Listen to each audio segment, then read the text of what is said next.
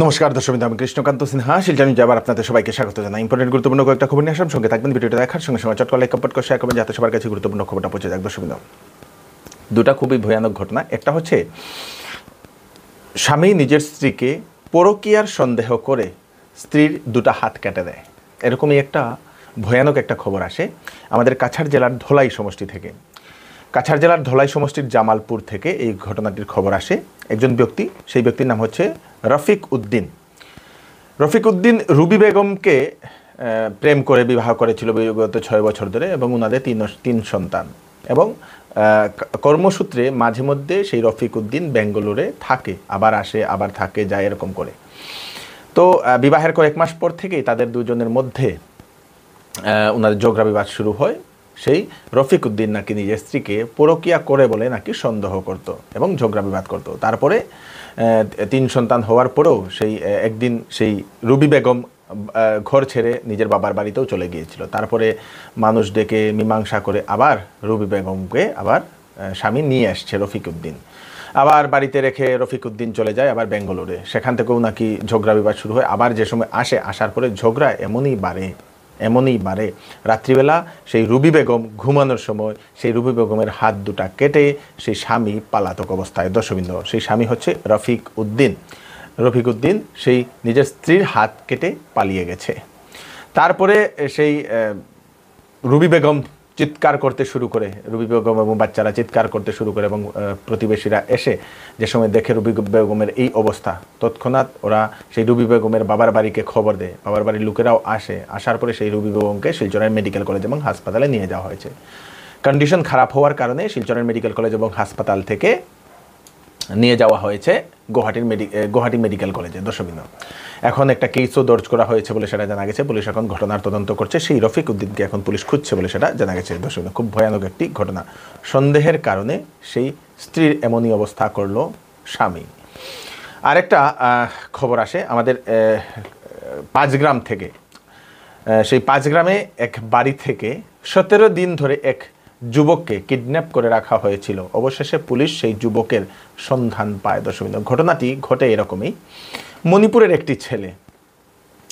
একটি ছেলে নাম হচ্ছে আব্দুল ওয়ারিস, 21 বছর, মণিপুরের কাঞ্চিং জেলার সেই ছেলেটি।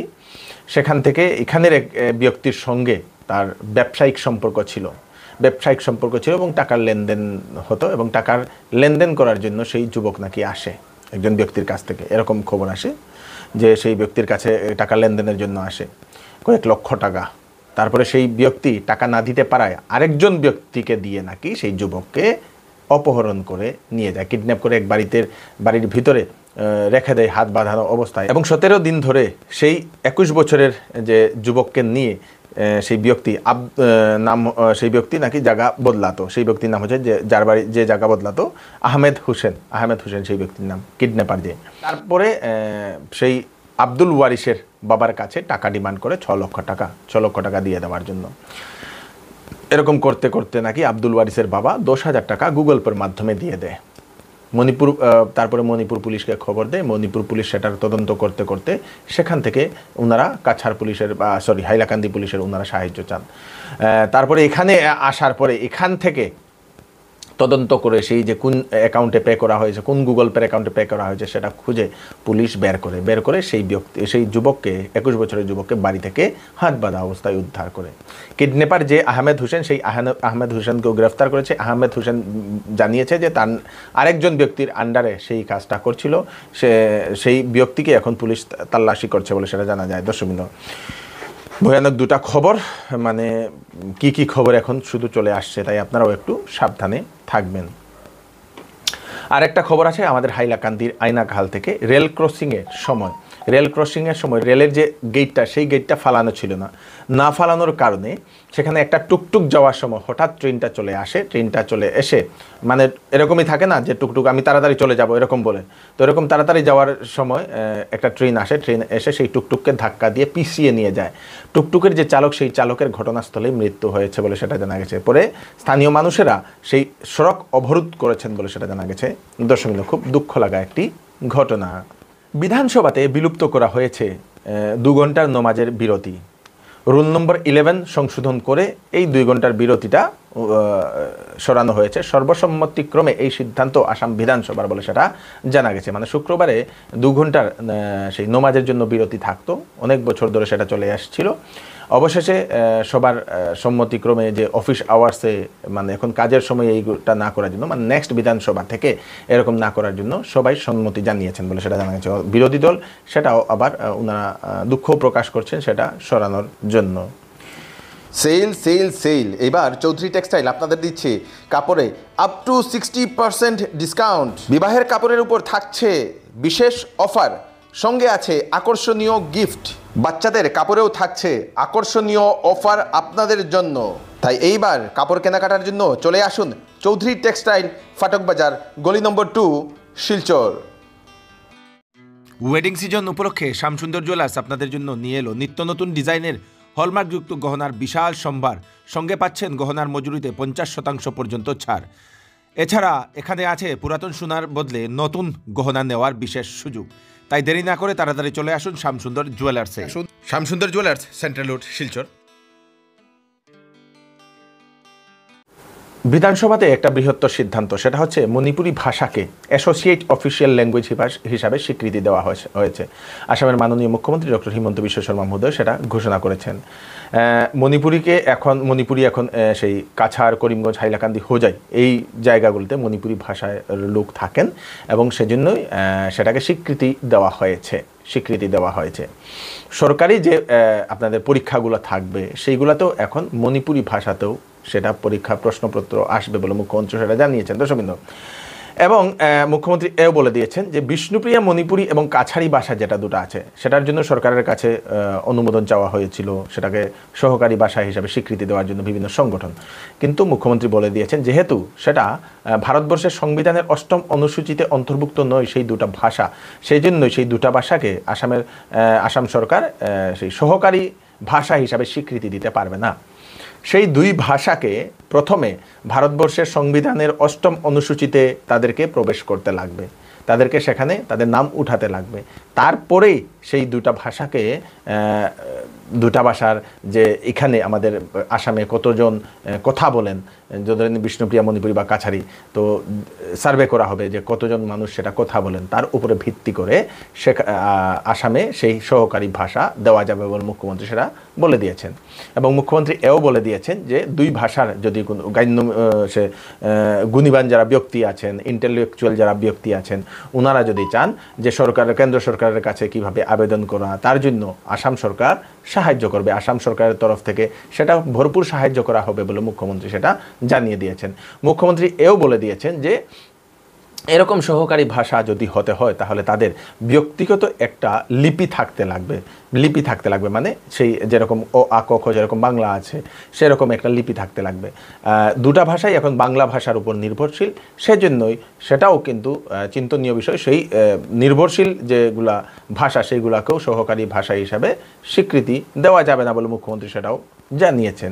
মানে বিষ্ণুপ্রিয়া মণিপুরি ভাষা এবং কাছাড়ি ভাষা এই 2টা ভাষাকে যদি আসামে যদি সহকারী ভাষা হিসাবে যদি যুক্ত করতে হয় তাহলে তাদের আলাদা একটা সেই স্বরলিপি থাকবে, সেই ভাষাতে ছেলেমেয়েরা পড়াশোনা করতে লাগবে, সেই ভাষাতে সেই বিভিন্ন ধরনের রিসার্চ করতে লাগবে, এইরকম বলে দিয়েছেন। দর্শকবৃন্দ, তো 2 ভাষার যারা লোক আছেন ওনাদের জন্য এটা হচ্ছে বিশেষ একটা রিপোর্ট। এবং মুখ্যমন্ত্রী সেই ভাষণটা আপনারা 2 ভাষার লোক আপনারা একবার দেখে নেবেন, ভালোভাবে আপনারা দেখে নেবেন, তাহলে ভালোভাবে আপনারা বুঝতে পারবেন। আমার হয়তো কোনো কিছু মিসও হতে পারে, তাই আপনারা একটু ভালোভাবে ওনার কথাগুলো শুনে নেবেন, মুখ্যমন্ত্রীর মন্তব্যটা। কাছাড় জেলার উধারবন্দের চৈলতাকান্দিতে রিক্রিয়েশনাল ফিশারির উদ্বোধন করলেন ভারতবর্ষের মাননীয় প্রধানমন্ত্রী শ্রী নরেন্দ্র মোদী। উনি অনলাইন যুগে সেই রিক্রিয়েশন ফিশারির উদ্বোধন করেছেন। সেই রিক্রিয়েশন ফিশারিতে বিভিন্ন ধরনের ফ্যাসিলিটিসও সেখানে আছে। অনেক মানুষ সেখানে পিকনিকও করতে চান, অনেক মানুষ সেখানে বিভিন্ন ধরনের শ্যুটও করতে যান বলে সেটা জানা গেছে। বিরাট বড় একটা ফিশারি কাছাড়ের উধারবন্দের চৈলতাকান্দিতে কয়েক লক্ষ টাকা ইনভেস্ট করা হয়েছে এবং সমগ্র ভারতবর্ষে অনেকটা এরকম রিক্রিয়েশন ফিশারির উদ্বোধন করা হয়েছে। মোট 1200 কোটি টাকা নিবেশ করবে ভারত সরকার। দর্শকবৃন্দ, এই রিক্রিয়েশন ফিশারির জন্য সমগ্র ভারতবর্ষে চৈলতাকান্দিতে এটা রিক্রিয়েশনাল ফিশারিজ একটা প্রজেক্ট, এটা প্রধানমন্ত্রী মৎস্য সম্পদা যোজনার অধীনে বানানো হয়েছিল 2021 সালে। তো এটা আজকে এটা তো কমপ্লিট হয়ে গিয়েছে। কমপ্লিট হওয়ার পরে আজকে এটা ইনগুরেশন হওয়ার কথা ছিল। আর সেই জন্য NFDB, যেটা national fishery development board Hyderabad, ওনারা এই প্রজেক্টগুলো দেখাশোনা করে। ওনারা বলেছিলেন আজকে ভারতবর্ষের মাননীয় প্রধানমন্ত্রী মহাশয় এটা ইনগুরেশন করা হবে। আর সেই জন্য আমরা সব ডিপার্টমেন্টের অফিসার সহ অন্যান্য কর্মচারীরা আশপাশে যেগুলো কৃষক, মেন কৃষক যেগুলো ভাই বোন যারা আছে তারা, ওনাদেরকেও আমরা আহ্বান জানিয়েছিলাম। ওনারা সবাই আছে। আর আজকে প্রধানমন্ত্রী মহাশয় এটা ভার্চুয়ালি এটা ইনগুরেশনের জন্য এখান থেকে মহারাষ্ট্রের পালঘাট থেকে ওনা করতেছে। আমরা সবাই এটা উপভোগ করতেছি। আমরা সেই জন্য এখানে উপস্থিত হয়েছিলাম। এটা প্রজেক্টটা ছিল টোটাল 50 লক্ষ। এর মধ্যে উনি ছিলেন জব বেনিফিশিয়ারি সুদীপা দে, উনি ছিল মহিলা, মানে ওমেন ক্যাটেগরি। ওর জন্য উনি 60% মানে 30 লক্ষ গভর্নমেন্ট থেকে সাবসিডি পেয়েছেন, বাকি 20 লক্ষ ওনার অন্য পক্ষ থেকে দিয়েছে। এটা আসলে এই ধরনের কথা না, এটা মানে কি হয়, এটা টার্গেট দেওয়া হয়। তো আমার কাছাড় ডিস্ট্রিক্টে 2021-22 সালে টার্গেট একটা দেওয়া হয়েছিল, এটা রিক্রিয়েশনাল ফিশারিজ নামে। তো টার্গেট যদি থাকে হয়তো বানাতে পারবেন, টার্গেট না দিলে তো গভর্নমেন্টের সাবসিডি নাই কেউ বানাতে পারবেন না। প্রধানমন্ত্রী কিষাণ নিধির ধন, যেটা সেই প্রধানমন্ত্রী কিষাণের যে ধন, সেই ধন 18 নম্বর কিস্তির যে ধন, সেই ধনটা অক্টোবর মাসে কৃষকদের অ্যাকাউন্টে ঢুকবে বলে সেটা জানা গেছে। আপনারা কৃষকদেরকে এই খবরটা আপনারা পাঠিয়ে দেবেন। IMD এর সতর্কবাণী, আসামের বিভিন্ন প্রান্তে আগামী 4 সেপ্টেম্বর পর্যন্ত বৃষ্টিপাত হওয়ার সম্ভাবনা, প্রচণ্ড বৃষ্টিপাত হওয়ার সম্ভাবনা। তার সাথে সাথে নাগাল্যান্ড, মণিপুর, মেঘালয়, মিজোরাম এবং ত্রিপুরাতেও প্রচণ্ড বৃষ্টিপাত হবে বলে IMD সেটা সতর্কবাণী জারি করে দিয়েছে। দর্শকবৃন্দ, তো এই হচ্ছে আজকে স্পেশাল আপডেট আপনারা তাড়াতাড়ির জন্য সাথে সবাইকে পাঠিয়ে দেবেন, যাতে সবার কাছে পৌঁছে যাক। আপনাদের কোনো কিছু মতামত থাকলে আমাদেরকে নিশ্চয়ই জানাবেন। আমি কৃষ্ণকান্ত সিনহা আবার নতুন একটি ফ্রেশ আপডেট নিয়ে আবার আপনাদের সবার সামনে ফিরে আসবো। ততক্ষণ আপনারা সুস্থ থাকবেন, সেফ থাকবেন। ধন্যবাদ।